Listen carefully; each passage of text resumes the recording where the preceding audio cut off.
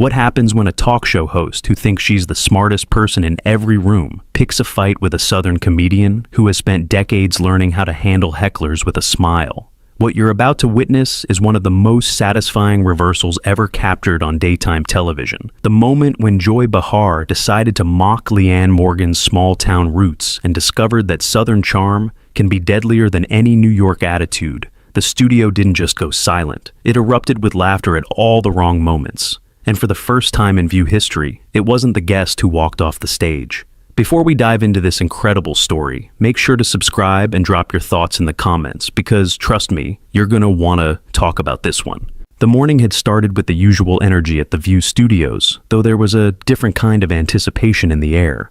Leanne Morgan was coming on the show, and while she wasn't a traditional Hollywood celebrity, her recent Netflix special had broken records and her tours were selling out arenas across the country.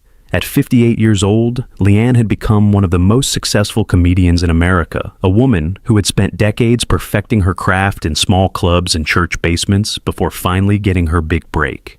Leanne arrived at the studio with the same warmth that had made her famous. She hugged the security guards, complimented the makeup artists on their work, and spent 20 minutes chatting with a young production assistant about her grandmother's biscuit recipe. This was who Leanne Morgan was, a woman who had never forgotten where she came from and who treated everyone she met like a neighbor stopping by for sweet tea. The studio lights were warm as Leanne took her seat at the famous table. Leanne greeted each host with genuine enthusiasm, her Tennessee accent filling the studio with warmth. "Oh my goodness, I am just so excited to be here," Leanne said, her smile lighting up the space. "I've been watching this show since my kids were in diapers, and now here I am sitting at this table. My mama is not going to believe this." The audience responded warmly to her genuine excitement. There was something refreshing about a guest who wasn't trying to be cool or sophisticated, who was simply happy to be there. Whoopi Goldberg opened the segment with genuine warmth. Our next guest has taken the comedy world by storm. Her Netflix special broke records, her tours sell out in minutes, and she's been called the funniest woman in America. Please welcome Leanne Morgan. The applause was enthusiastic, and Leanne waved to the audience with the kind of genuine appreciation that couldn't be faked. "Y'all are too sweet. Thank you so much. I feel like I'm at a family reunion, except nobody's asked me why I'm still single yet." She paused. "Oh, wait, I'm married. I always forget that part. 33 years, and honestly, some days I still forget his name. I just call him Hey and hope for the best." The audience laughed warmly. This was classic Leanne Morgan, self-deprecating and relatable.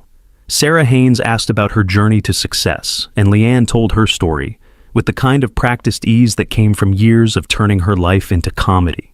She talked about raising 3 kids, about performing at small venues for decades, about finally getting her Netflix special at an age when most comedians had either made it or given up. "I always tell people, I'm proof that it's never too late," Leanne said. "I was doing comedy in church basements and Rotary Club luncheons while other comedians were on TV. But you know what? Those church ladies taught me more about comedy than any club in New York ever could. Because if you can make a Baptist woman laugh about menopause, you can make anybody laugh about anything." The audience was charmed. Even Whoopi was nodding appreciatively. But Joy Behar had been sitting with that familiar smirk on her face, and now she decided to pounce. "So, Leanne," Joy began, her voice dripping with condescension that she barely tried to hide, "your comedy is very regional, isn't it? It's all about Walmart and casseroles and small-town life. Don't you think that's a bit limiting? I mean, real comedy is supposed to challenge people, make them think. What you do is more like comfort food humor for people who don't want to be challenged." The question was clearly designed to diminish, to put Leanne in her place. But if Joy expected the Southern comedian to wilt under the criticism, she had fundamentally misunderstood who she was dealing with. Leanne's smile didn't waver for a second. "Well, Joy, I appreciate you asking that. You know, my mama always said that some people are so smart they've educated themselves right out of common sense. I'm not sure what that means, but I think about it every time someone tells me my comedy isn't sophisticated enough." The audience laughed, and Joy's expression tightened slightly. "But to answer your question," Leanne continued, her voice as sweet as honey, "I think the most challenging thing a comedian can do is find the universal in the specific. When I talk about Walmart, I'm really talking about community. When I talk about casseroles, I'm really talking about how women show love. When I talk about small town life, I'm talking about the human experience that most people actually live, not the version they see on TV shows made by people who've never been west of the Hudson River. The observation was delivered with such warmth that it took a moment for the sharpness of it to land. Joy's smile became fixed. "That's a nice way of spinning it," Joy replied. "But let's be honest. Your audience is mostly middle America, right? People who voted a certain way, who believe certain things. Don't you ever feel like you're just preaching to the choir, telling people what they want to hear instead of challenging their assumptions?" The implication was clear, and the studio atmosphere shifted. Leanne tilted her head slightly, that sweet smile still firmly in place. "Joy, honey, I've been doing comedy for 30 years. I've performed for every kind of audience you can imagine. And you know what I've learned? People are a lot more alike than they are different. The woman in Manhattan who's trying to raise kids while working full-time has more in common with the woman in Tennessee doing the same thing than either of them would probably admit. My job isn't to divide people into teams. It's to remind them that we're all just trying to get through the day without losing our minds." She leaned forward slightly, her voice still warm, but with a new edge to it. "Now, I don't know what kind of comedy you did back in the day, Joy, but I do know that the best comedy brings people together. It doesn't make them feel stupid for where they live, or how they vote, or what they believe. Maybe that's not sophisticated enough for some folks, but my sold-out arena suggests that a whole lot of people are hungry for comedy that doesn't make them feel bad about themselves." The counter was so smooth, so perfectly delivered, that the audience burst into applause. Joy's face reddened. "I'm just saying that there's a difference between popular and good," Joy shot back. "McDonald's is popular too, but nobody's calling it fine dining." Leanne laughed, a genuine delighted laugh that filled the studio. "Joy, did you just compare my comedy to McDonald's? Honey, I've been called worse by better. My mother-in-law once told me my brisket tasted like a tire fire, and she said it right in front of Jesus and everybody at Easter dinner. You're gonna have to try harder than fast food comparisons if you want to hurt my feelings." The audience roared with laughter. Joy was clearly not used to having her attacks deflected so easily.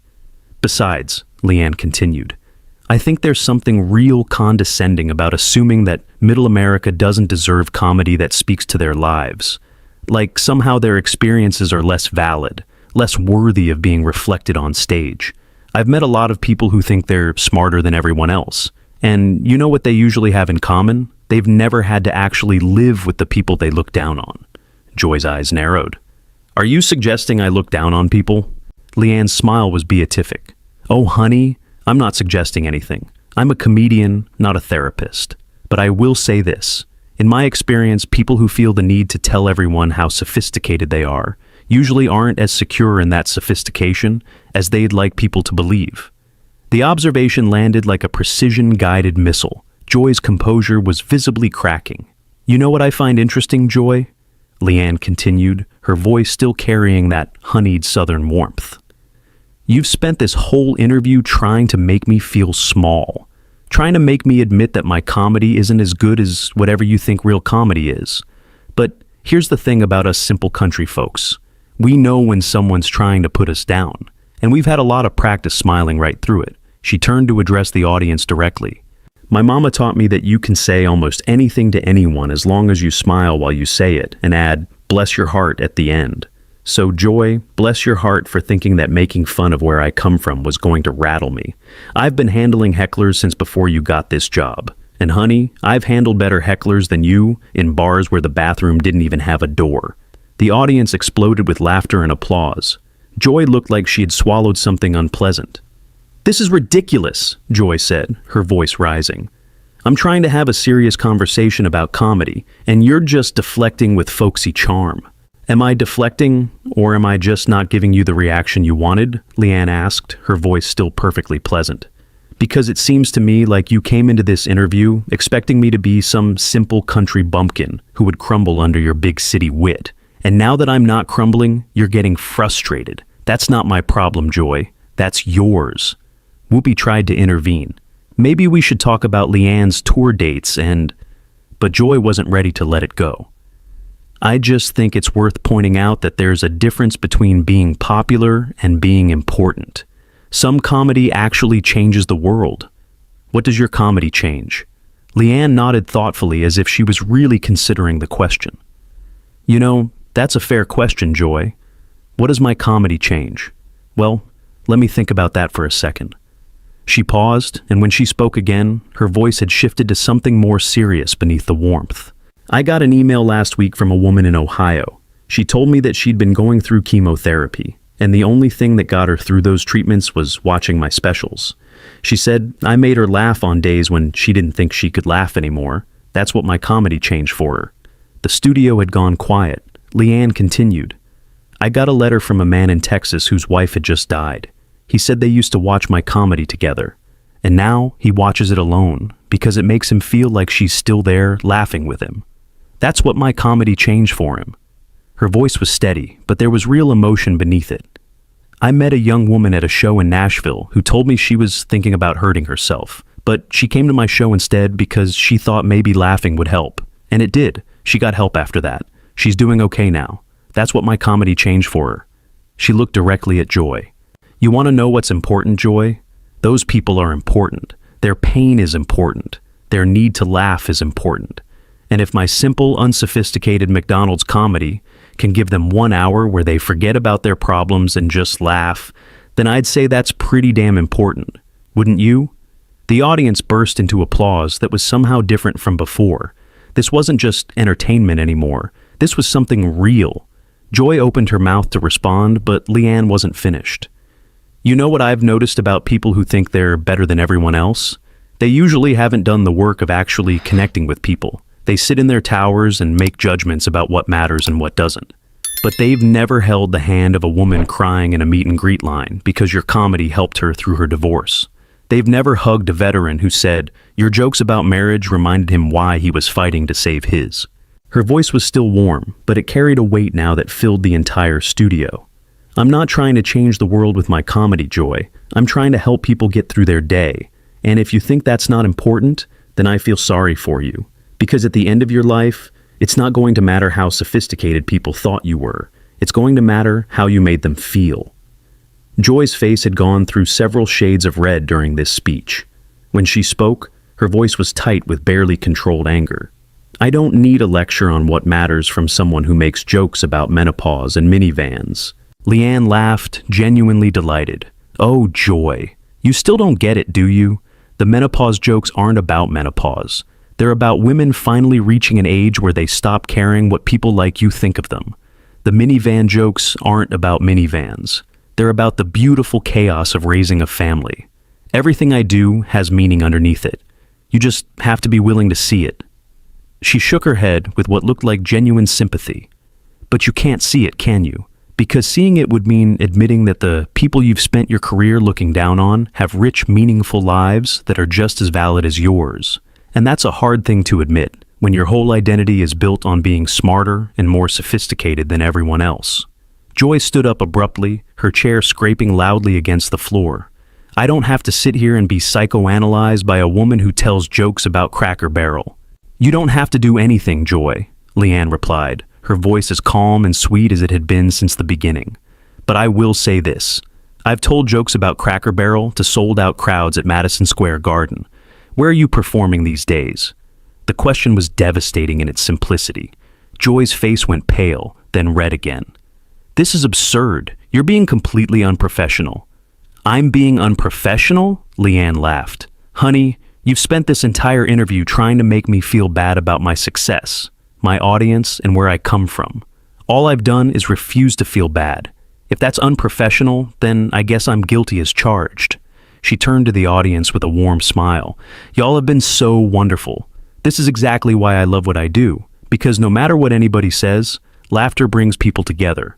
And I'd rather bring people together with simple jokes about everyday life than tear them apart with sophisticated contempt.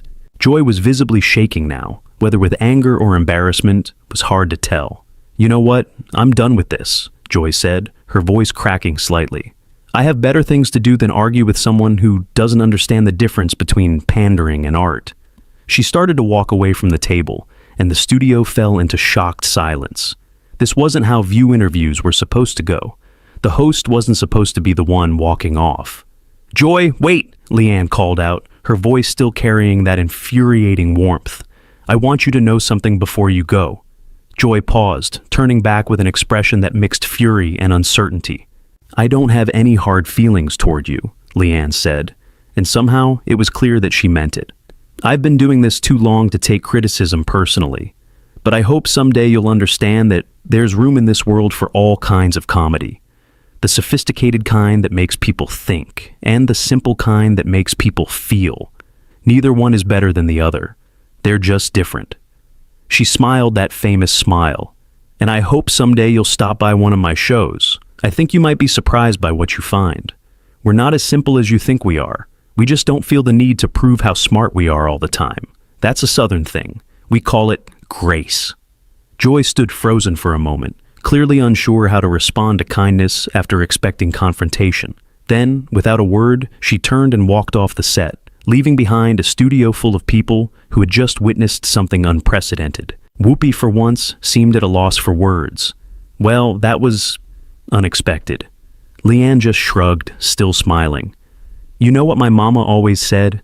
Never wrestle with a pig. You both get dirty, but the pig enjoys it." She paused. "I'm not calling Joy a pig, mind you. That would be rude. I'm just saying that sometimes the best way to win a fight is to refuse to fight at all. Just smile, be kind, and let the other person make themselves look bad." She turned to the camera one final time.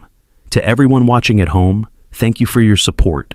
I'll be on tour all year, and I'd love to see you there. We'll laugh together, cry together, and remember that no matter what's going on in the world, we're all just people trying to do our best. That's all any of us can do." The audience rose to their feet in a standing ovation that seemed to go on forever. They hadn't just watched a celebrity interview. They had watched someone demonstrate that kindness, properly deployed, was the most devastating weapon of all. And they had watched a woman from small-town Tennessee remind everyone that sophistication isn't about where you come from or how you talk. It's about how you treat people when the cameras are rolling and everyone is watching. The aftermath of that interview would dominate entertainment news for weeks. Clips of Leanne's graceful but devastating responses would be shared millions of times. People who had never heard of Leanne Morgan before would discover her comedy and understand immediately why she had connected with so many people. And Joy Behar would become the answer to a trivia question that nobody wanted to win. The first View host to walk off her own show because a guest refused to be bullied.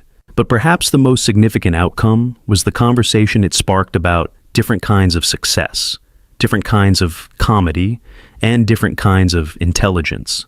Leanne Morgan had proven that you didn't need to be mean to be funny, that you didn't need to tear people down to build yourself up, and that sometimes the smartest thing you can do is simply refuse to play someone else's game. What do you think about this incredible confrontation? Did Joy Behar get what she deserved, or did Leanne Morgan go too far? Drop your thoughts in the comments below, and make sure to subscribe for more stories that will absolutely leave you speechless.